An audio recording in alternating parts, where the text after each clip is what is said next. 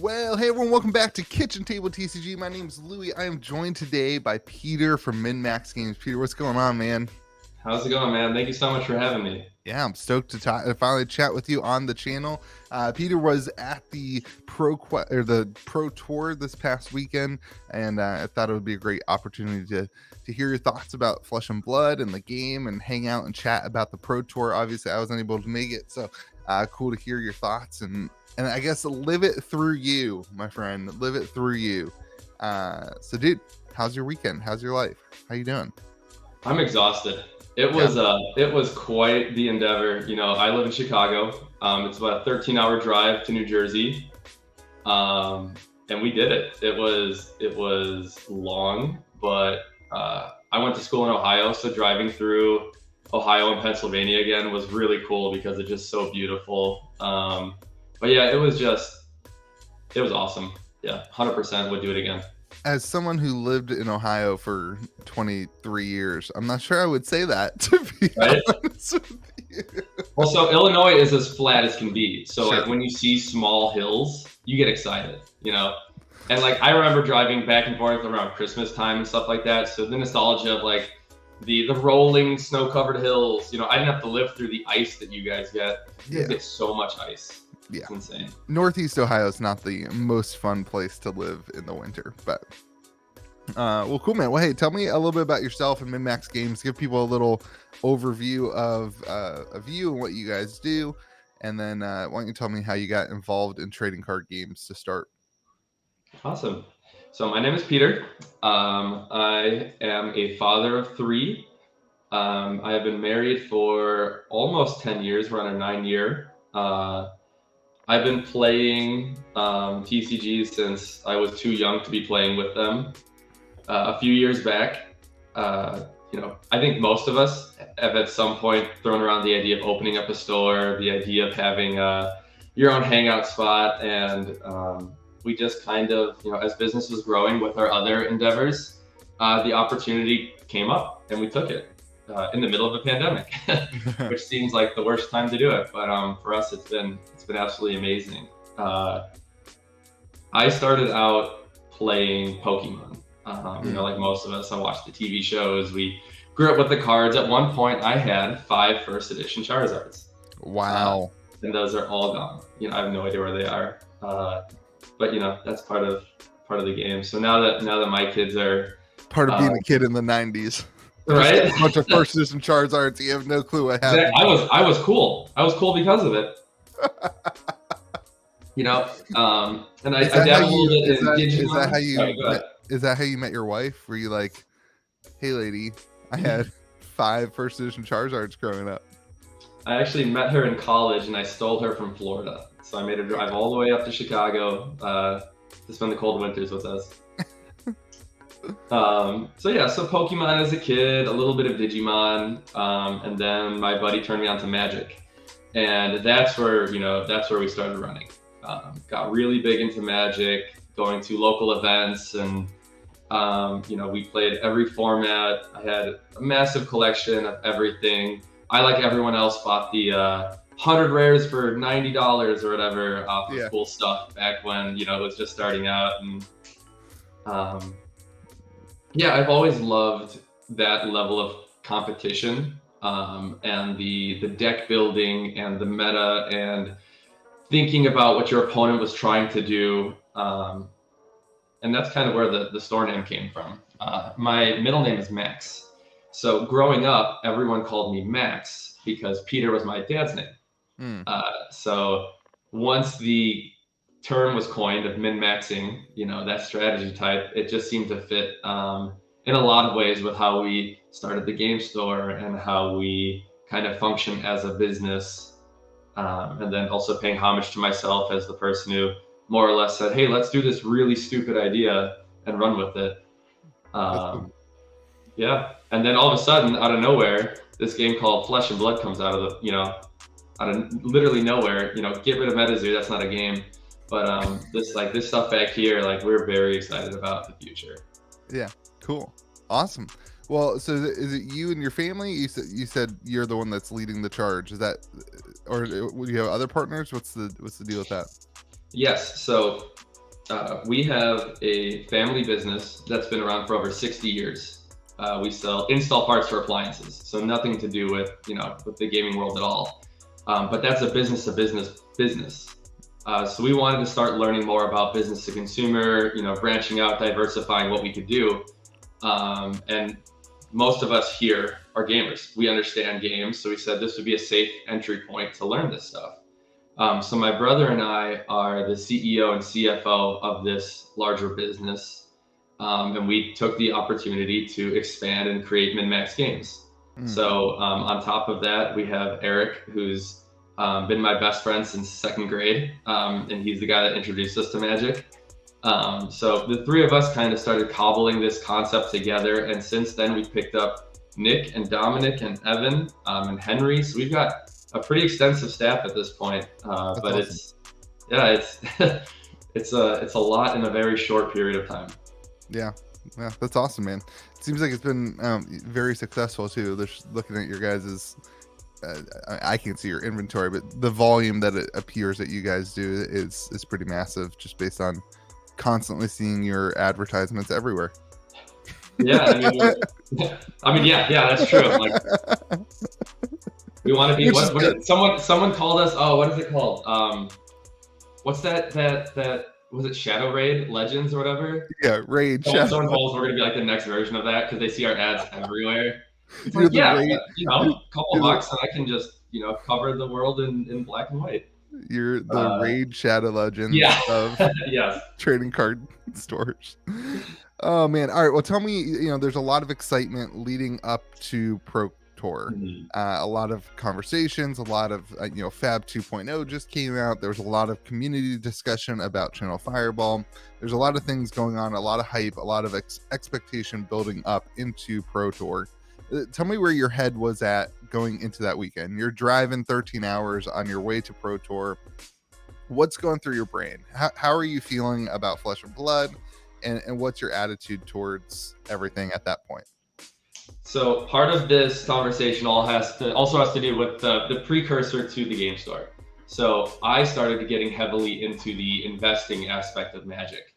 I was buying up sealed. Sealed was what I thought was the safest bet. And so at one point, before having a company, just doing it myself, I had over 100 sealed booster boxes from mostly older sets.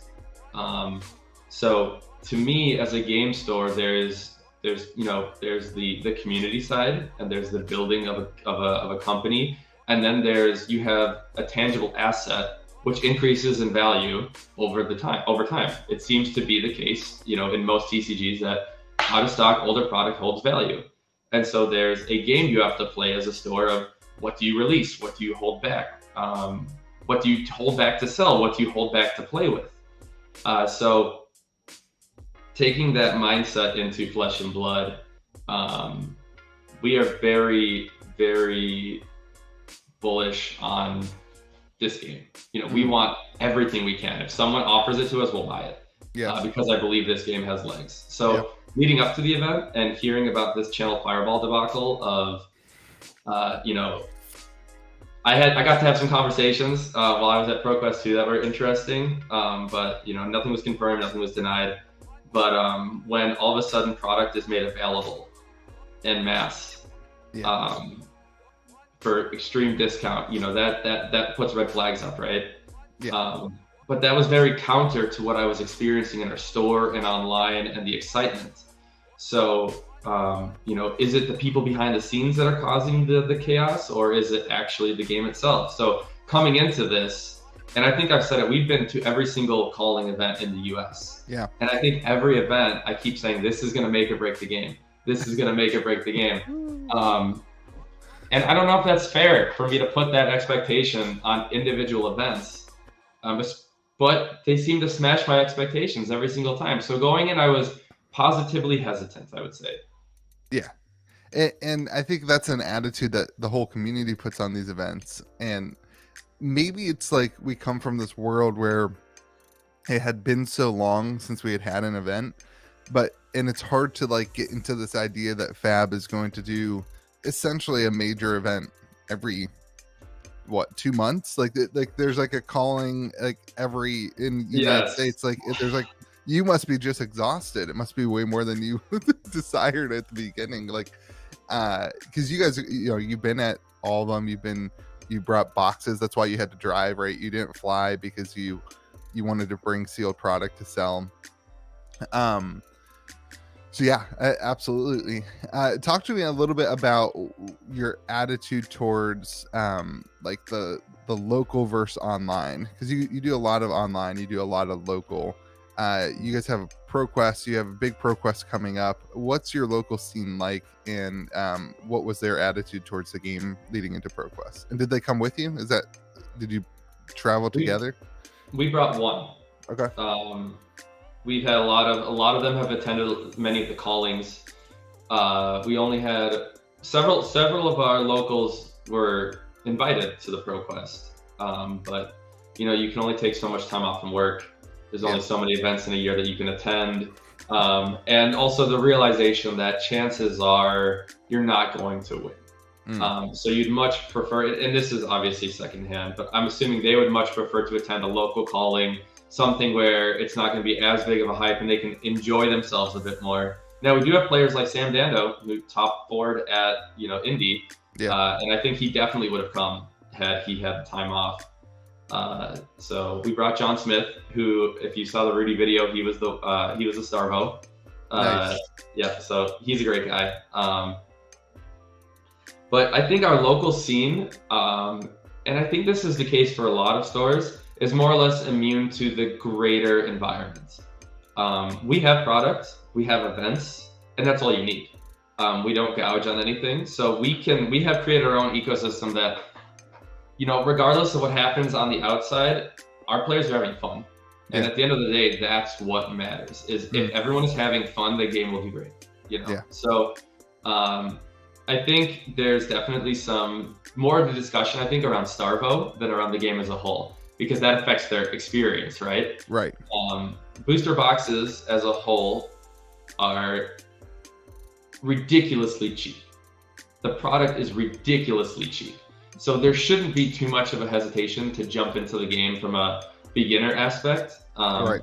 So I know our community is they're just killing it and they're loving it, and we're slowly growing too. That was actually one of the conversations I got to have with Alan Hill about metrics. I haven't received the invite yet, but I was confirmed that we will be getting a Road to Nationals, awesome. which is really cool. So we're doing well. Yeah, that's great.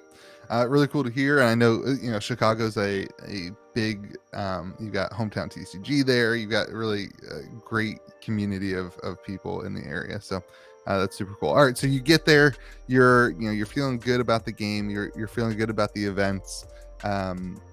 You're excited about, the big events and all the things. Tell me what's your biggest exciting, your best moment. You came home, you sat down with your kids. How old are your kids?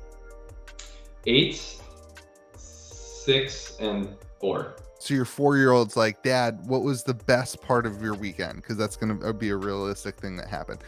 No, you sit down and talk to your wife. What's like tell me what was the highlight for you? Personally, my personal highlight was getting to meet Rudy. Whether you like him or you don't like him, I think he's a very intelligent man. I think he's playing a game on a very, very high level that I appreciate. I think he understands things and he takes it from a perspective that a lot of us don't understand. So getting to just interact with him and to find out that he's a really decent human being, and I'm like 6'1". He's like 5 inches taller than me. Everyone keeps saying this. It's like watching his videos, you think he's like a Smurf. And he's also skinny. That is not the vibe I get from his videos, but great guy. So that was very exciting. Another cool thing was, I don't know if you can see it, but opened one of our boosters. Oh, so super cool. That was a really cool experience. Now, from the game perspective, I think, as my posters. Oh, it's coming down. He's gone. I just got these. They're really nice, but I think I need a little bit more to keep them up. A little more adhesive. Yeah. I think from the game perspective, the community was amazing. Just everyone was excited. The only complaint that I heard the entire time was there wasn't enough seats. People wanted to participate more than they could. Yeah. And that's easily fixed by getting a bigger menu. Yeah. So I think the fact that the environment was just super positive and it was a blast. It was fun. Yeah.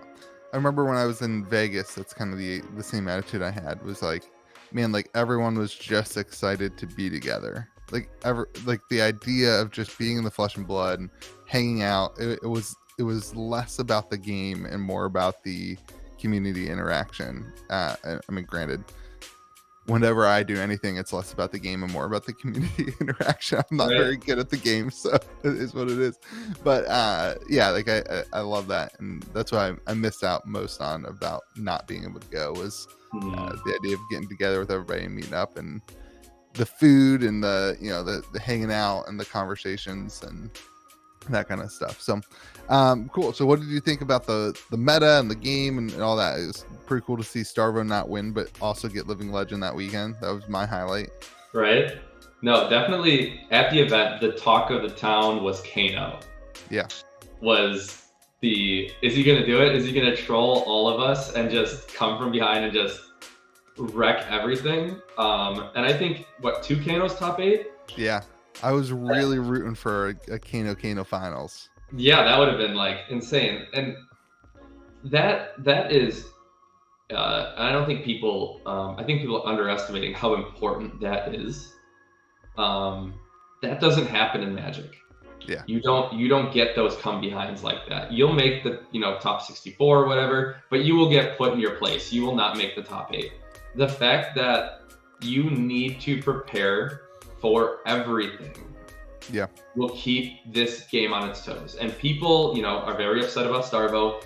6 months from now, Starvo will be a bad dream. No one's going to care about Starvo. Sure. Its life was so short, and that is also a major thing for this game. This wasn't dragged out for 6 years or anything like that. Like, he came, he saw, he conquered, he's gone, and we moved on and we learned from that.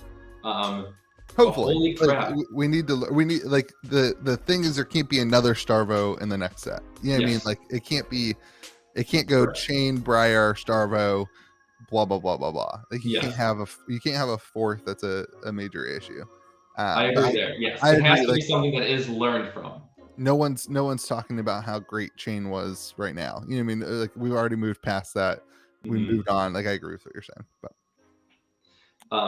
probably one of the funniest things is we pretty much ran out of null rune equipment.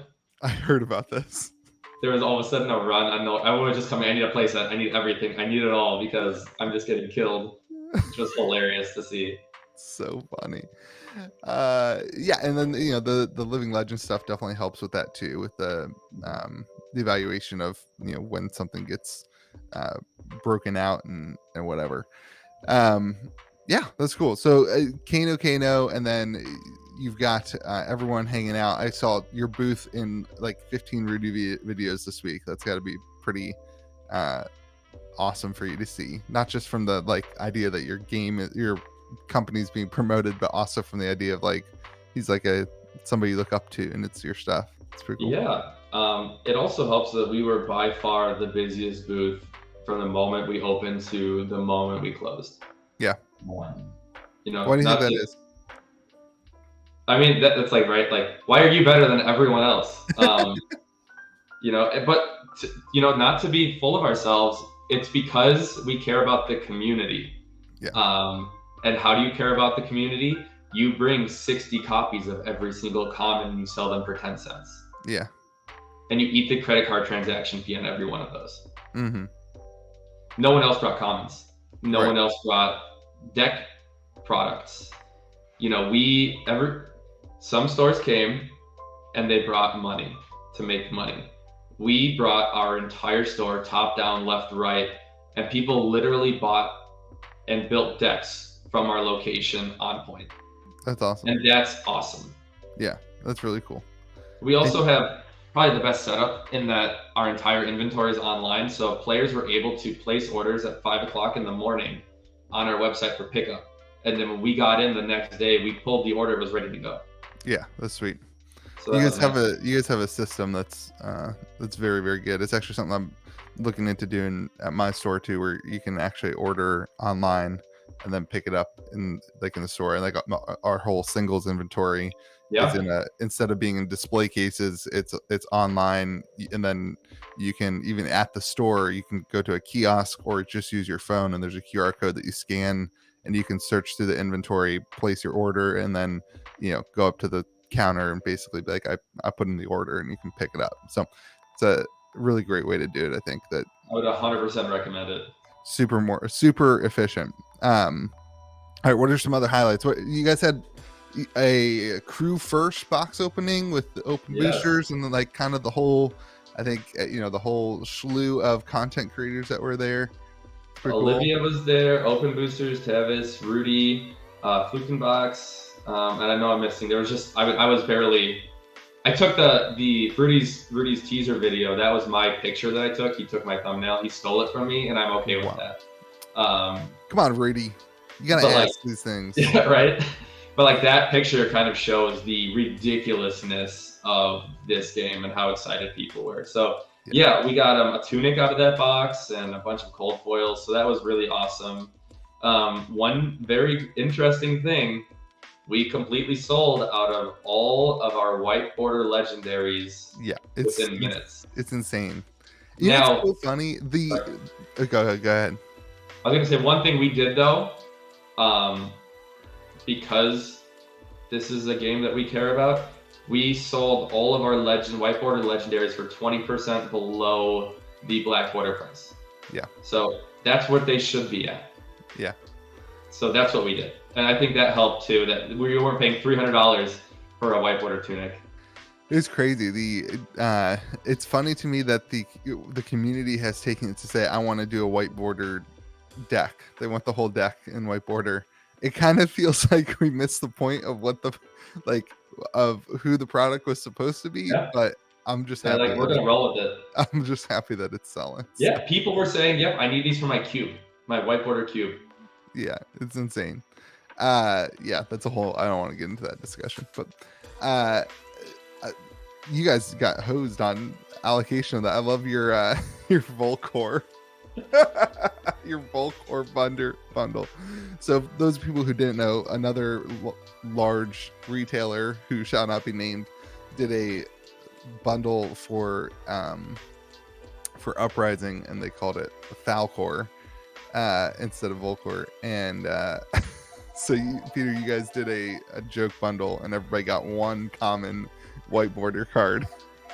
It was like 5 boxes of unlimited and one common card, and it was like we got allocated super light. Yeah, we got the same allocation as most stores did, which was pretty funny. I love it. All right, so what do you think, based on this weekend, based on just your overall interactions? I'm sure you had some conversations with you talked about Alan. I'm sure you talked to James White and the team. You guys handle a ton of product. You guys run events, you run pro quests, you're at the pro tours, you're at the callings. What do you think are the things that Flesh and Blood is doing really, really well? And then what are some things that Flesh and Blood can improve upon? Okay, so one thing that I absolutely love about Flesh and Blood is card quality. I think coming from a Magic world where you get your Pringle cards, I'm really enjoying the quality of the cards. I'm enjoying the art. I'm enjoying the paper boosters. I think from a physical product, their box sizes, everything from the physical aspect, I absolutely love. I think they're doing a rock star job there. Distribution is a little iffy. One of the conversations I had was, I more or less flat out said, I'll become a distributor. We can do it. I'm fully capable. Got a 20,000 square foot warehouse, which is just as big as our southern local one that we pick up from. Yeah. And the response was, we get that a lot. And there's a long list of established distributors that reach out to us weekly asking to host the product. And they said that they are extremely picky with how they want to proceed with doing an additional distributor or working with that in the future. So to me, that was a good sign that upper management in these established businesses want to carry this game. So I think that's big. Do you think, let me ask you this, because this is something I struggle with a lot. Do you think that Flesh and Blood should always sell out at distribution? As in, to the point where there's no more to buy? Yeah, so we saw this with first edition, where we saw this with Monarch, we saw this with Tales, we saw it with Everfest, where first edition comes out, all the stores place giant orders.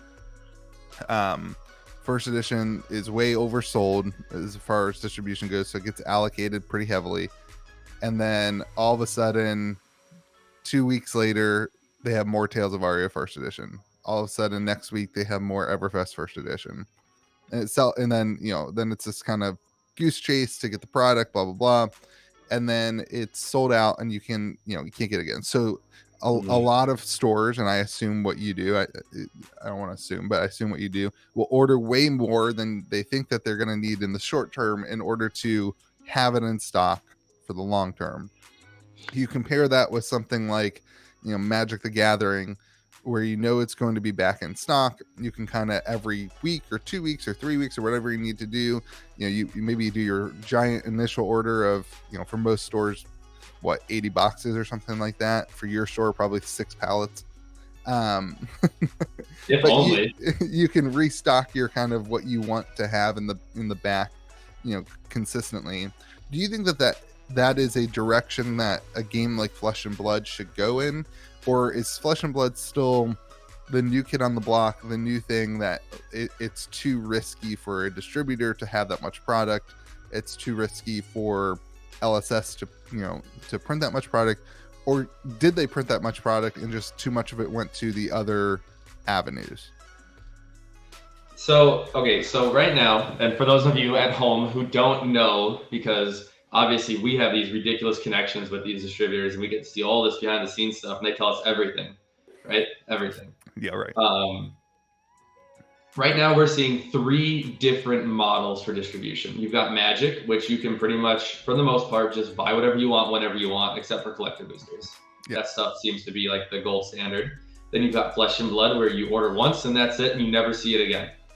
And then you got Pokemon, who has decided to do waves, where you order whatever you want, they split it up into 1, 2, or 3 waves, and it kind of slowly comes in. And I don't think any of them are perfect. I don't necessarily like one more than the other.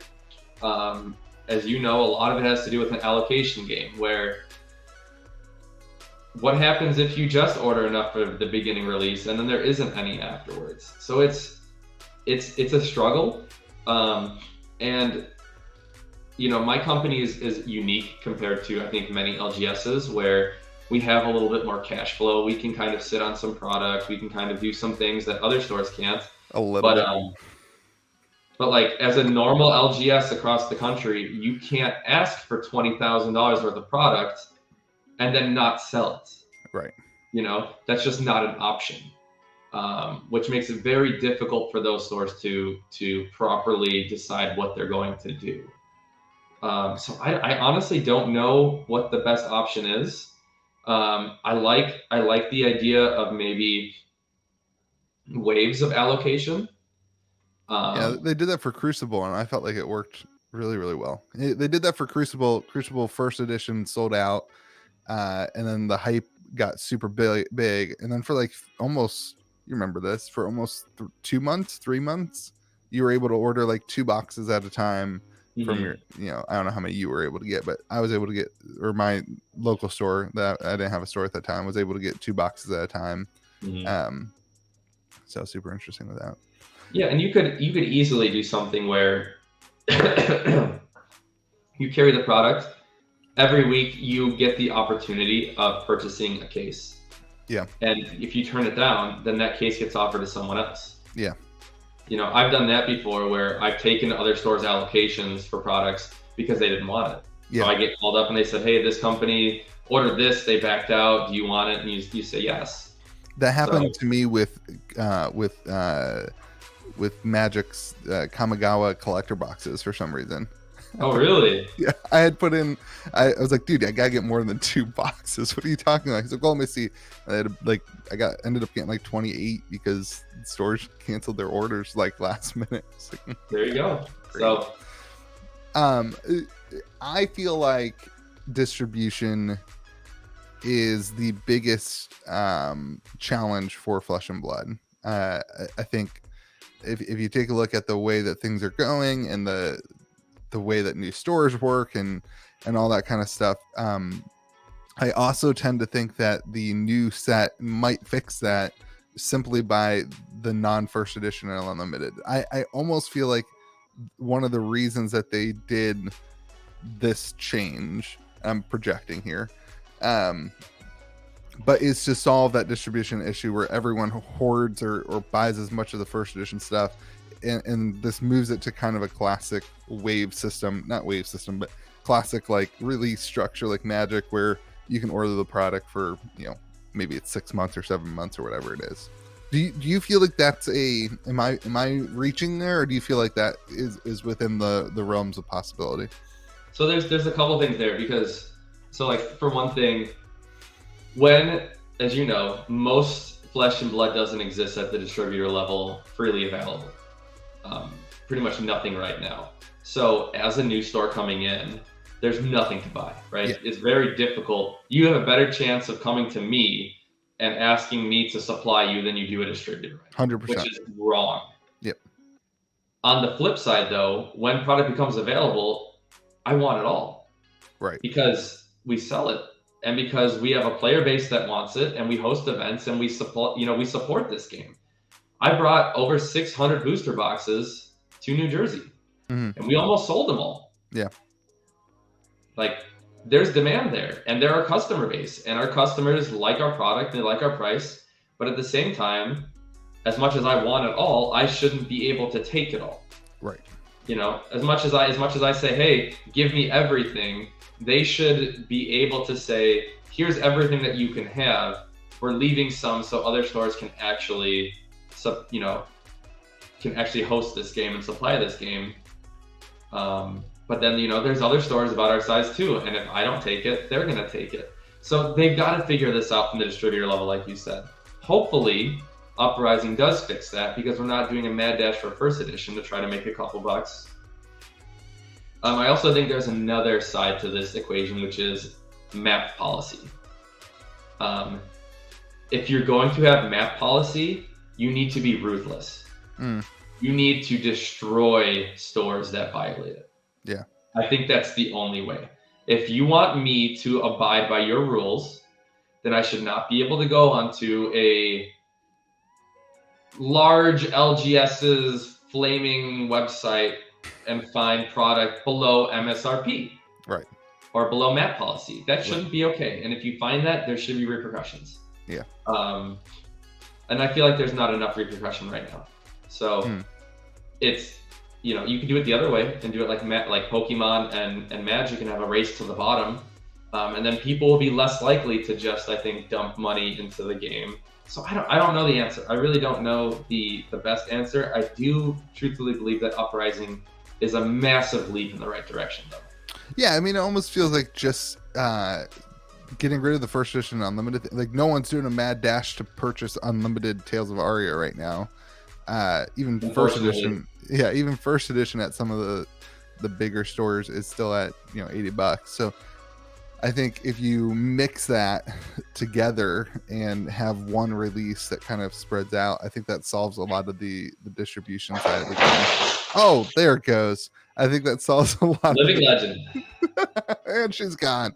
It solves a lot of the distribution side of the game. So I think that's a win.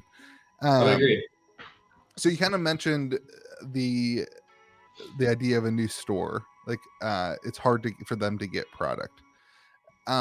Let's pretend a new store is able to get product, because I've talked about that a lot on my channel. The idea that as a new store, it's going to be very difficult to start the game right now. But I want to hear from you. Let's pretend that a new store is able to get 3 cases of the latest set, and they whatever. Why should a new store take Flesh and Blood today? What is it about Flesh and Blood that the new LGS that doesn't have, the cash flow to have, $20,000-$30,000 rotating, but has a budget of $4,000 or $5,000 a month? Why should they sink $500 to $700 into a new card game of Flesh and Blood right now? So what I'm looking up right now we have Uprising available pre-order for $79.92, which is the lowest price we're allowed to sell it at. Mm-hmm. My margin is twice what it is on Baldur's Gate. Yeah. That's your answer right there. You're going to make way more selling Flesh and Blood than you will Magic. Depends on what distributor you're getting it from, though. That's true. There's an $8 price difference between two distributors. One distributor as a new store I have not been able to get any product from, and one distributor, I'm guessing that's the distributor that you get most of your product from. Yes. Yes, not all distributors are created equal. Yes, they are not. And so on our other companies, most of our customers are small appliance stores throughout the country.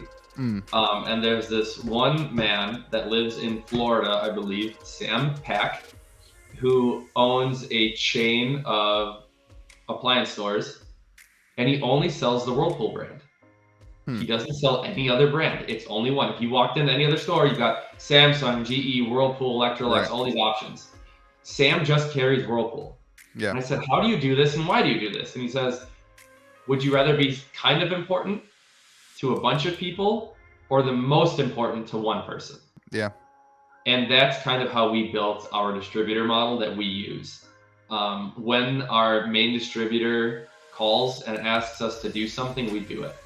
We have a very strong relationship, except for one time when they asked us to buy 400 of the Pokemon Battle Academies. Oof. To get 100 booster boxes at regular price. Yeah. And I was like, no, not doing that one. So, again, though, you've got that capacity. Correct. But the mom and pop shop, maybe Carl is he runs a local game store that I used to go to before I started my game. He works at he's a general manager at Papa John's. That's his job. He bought the local game store in the area. The guy couldn't make it work. He bought the local game store for $5,000. His rent is, I don't know, I'm projecting here. His rent's $800, $900 a month. He has 2 volunteers who work the store for 4 or 5 hours, during the week. Then he's open on Friday, Saturday, Sunday. He basically breaks even every month. He doesn't have $100,000 of disposable store income. What is it that he should be doing? I'm just curious from your perspective. What is it? Why should he take this game right now? Because I think that store is far more common than you are an anomaly. Yes, right? I agree. I would not suggest our model to. There are 4 or 5 stores in our industry that can do what you do, and I know this because George does essentially what you do, and I know I can't handle that. So talk to the store who's the normal Joe, or maybe the next guy up from Carl at least. But what is it about Flesh and Blood that they should take the risk on and carry the game? So the problem is that's not the question that needs to be asked. The question that needs to be asked is, should you have opened up the game store? Unfortunately, and I hate, All right, Rudy. We know you watch Rudy content. I mean, just from my perspective, it's. Yeah, I got you. That's honestly where the problem is. The problem is that the game store model doesn't work. But Flesh and Blood is putting all their apples into the local game store model, so it's got to work. Yes. In order for Flesh and Blood to work, it has to work. It doesn't, and unfortunately, I would answer that question with that Flesh and Blood is a better game. It is. It is an infinitely better game than Magic. I've never played Pokemon. but it's an infinitely better game than Magic. As far as the large card games go, it is the solution. And somebody told me once, I think it was George actually said, you owe it to your player base to teach them Flesh and Blood. And I think that if you can create a player base around Flesh and Blood, that is the solution. I would say for a local store, take the first 3 cases you can get and eat the whatever it is. I can't do math in my head, so this is not revealing distribution costs. Eat the $500, open the product, share it with your community, teach them to the game, and see if they like it, and then decide if you're going to cover the game. Anyway, sorry. One second. I would say there's way more interest in LSS has way more interest in you as an LGS than any other company. 100%. I would say without a doubt there, because I get stuff like this. We get IRA welcome decks. I get free product weekly monthly, I guess, to give out in events. It's prize support, all of these awesome things. Yeah. And yes, there are welcome boosters for Magic and other stuff like that, but there's also, it's a new game still. There's still a lot of growth in this environment. Magic and Pokemon are saturated and they're done. Yeah. You need to carry them as an LGS because, everyone wants them. But Flesh and Blood has the largest multiplier for a growth factor. I also think their singles are a better bet than other games as well. Now I know, I watch a lot of your market updates and stuff like that. And I think that's very important data. But I think when we look at the life graph of this game, we're here. And in a very short period of time, we're going to be up here. I think we're literally on the cliff waiting for that, the other shoe to drop and this game to skyrocket.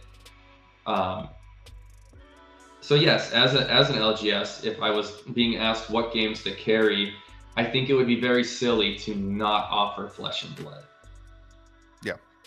Yes. I think it depends on what your community wants. Was my point. Try to convince your community. Try to teach it. I think it's certainly worth teaching your community. I agree. The margins are there. The margins aren't there if boxes are selling for $65 though, and that's always been. The new product is if you can get the new product, that those margins are great. But as soon as I'll disagree there, but I mean, they're. Again, you're able to get product from different distribution. Well, no, I mean, just compare it to Magic. You buy a booster box right now for $99. What'd you pay on it? 80 something? Yeah. And there's no map policy there, so there's no protection. It's true. They can just, tank it to the ground. I think the other side of that too is you can open for singles in Fab, and you can't do that for Magic. The singles game for Fab as a store is actually pretty a very valuable option for extra product, and that's certainly a solution. Anyway, so I think that's a good points and good things. Tell me as we finish up, what are you most excited about this year? Leading, pro tour. Are you going to Vegas? We'll be in Vegas. Yeah, so you're just kind of bouncing all the callings, and you've got your pro quest coming up, right? We do. I think that's going to be our highlight of the year because it's really going to let us showcase ourselves and what we want to do. So, it's a 64-person event. I think we currently have 2 spots open, maybe 1, because somebody called and asked if we could register them. So we may be packed at this point, which is amazing to think. It's not a moneymaker for us. We actually lose money by hosting this event. Event halls aren't cheap. Yeah. Our entry fee is $25, I think. And we've got over $2,000 in cash prizes, in addition to giving away a Crucible First Edition box. Also, I believe every single person that registers at entry will get a promo card. And first place is also going to take home our golden ticket for Vegas. Awesome. So it's just going to be a lot of fun. It's going to be a great experience, especially when we were in New Jersey. A lot of the people were in Jersey that are going to be at our ProQuest. So it's cool to expand our player base.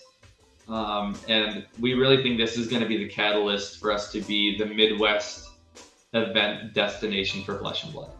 I like it. And that was pretty much the conversation I had with anyone in upper management at LSS was, we're here, we're going to do this, and you're going to rely on us because we're going to make it that you can't not do that to us. We will become the Midwest destination is the goal.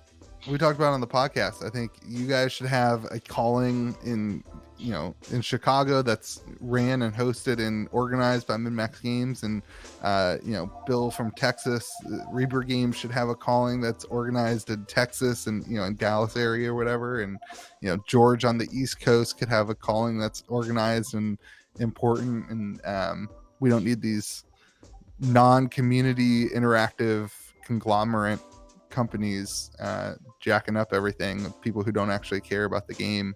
But it could be hosted by people who actually have a passion for it, like you do. Like, I think that's a super that'll be a super big win for the community. So I'm not going to mention the place that I was just at, but it was a large event, and there was one bathroom. Our ProQuest will have 2 bathrooms. There was one bathroom at Pro Tour? Well, yeah, at an event that I was at, in the hall at least, there was one. Jeez, that's crazy. Yeah. So, but then again, it's Jersey, so I don't know. No offense to Jersey. The community Jersey jokes have been fantastic. I know, it's been their drivers are horrible, and I live in Chicago. It was an eye-opening experience.